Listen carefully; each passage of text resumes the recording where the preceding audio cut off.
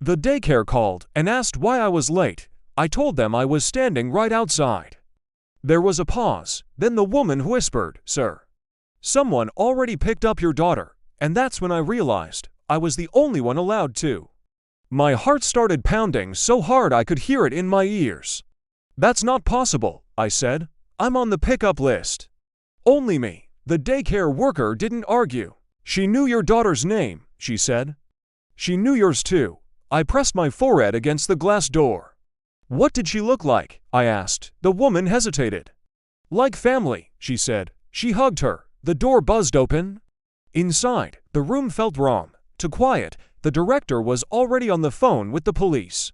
"They didn't force anything," she said. She signed the log. She turned the clipboard toward me. My daughter's name. My last name. But the signature wasn't mine. My hand started shaking. "Did you check ID?" I asked. The director swallowed. "She said the emergency code," she replied. "The code only to people new, me, and my wife." The police arrived within minutes. To slow for my mind, I kept calling my wife. No answer. The officer asked me to sit. "Has anyone else ever picked her up?" he asked. "No," I said. "Never." He nodded and wrote it down. The director pulled up the cameras. The footage was grainy, but clear enough. A woman walked in calmly. No rush, no panic. She bent down to my daughter's level, smiled. My daughter smiled back. "That broke me." "She went willingly," the officer said quietly. The woman held her hand, signed the log, typed the code. Then she looked straight at the camera and waved. I felt my stomach drop. "I know her," I whispered. The officer turned. "From where?" I stared at the frozen frame. "I don't know," I said, "but she knows us." The officer zoomed in. The woman wore a ring, a thin silver band. My wife wore the same one. The officer paused the video. "Are you saying this woman looks like your wife?" he asked. I shook my head slowly. "No," I said. "I'm saying she copied her." They called my wife again. Straight to voicemail. The officer's radio crackled. "No credit card activity," he said. "No car registered in her name." My chest tightened. "My daughter has a birthmark," I said suddenly. "Behind her left ear." The officer nodded. "She didn't try to hide her," he said. "That means she wants to be found." The director covered her mouth. "I remember her now," she whispered. "She asked questions." "Weeks ago." "What kind of questions?" I asked. "She asked about routines," the director said. "Nap time, pick-up time. Who's allowed to take which child?" The officer turned to me. "Did your wife ever mention someone following her?" he asked. I thought back. "Too fast," she said. "A woman smiled at our daughter in the park," I said. "Too much." The officer stood. "We're issuing an Amber Alert," he said. "But there's something else." My heart sank again. "The woman didn't leave the area," he added. "She walked." "Walked where?" Then my phone buzzed. A photo. My daughter asleep. In a bed I didn't recognize. One message underneath. "She's finally with the right family."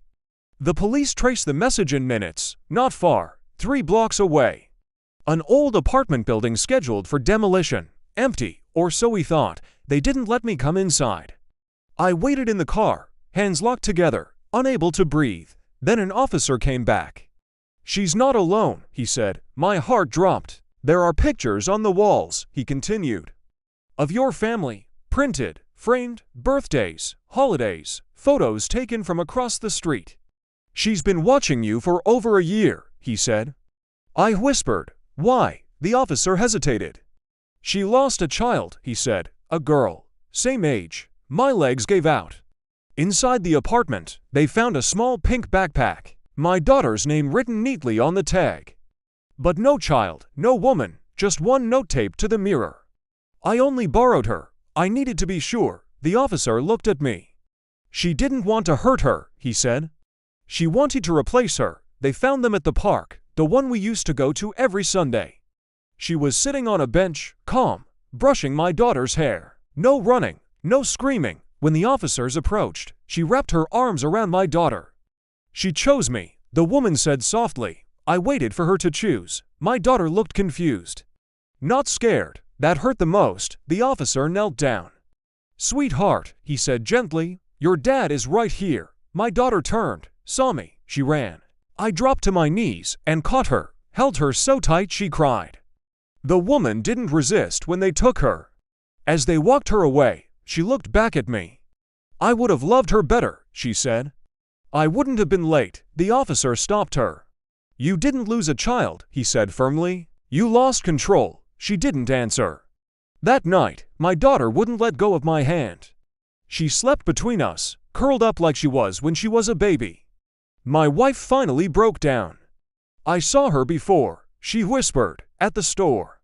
At the park, why didn't you say anything?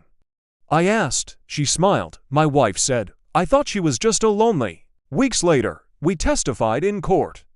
The woman never looked at us, only at my daughter.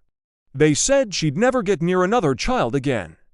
But some damage doesn't disappear. Now, every pickup takes longer. Every smile from a stranger feels heavier. And every time my daughter asks, "Who was that lady?" I answer honestly. Someone who wanted what wasn't hers is NIGHTLINE. Sometimes the most dangerous people are the ones who look like they belong.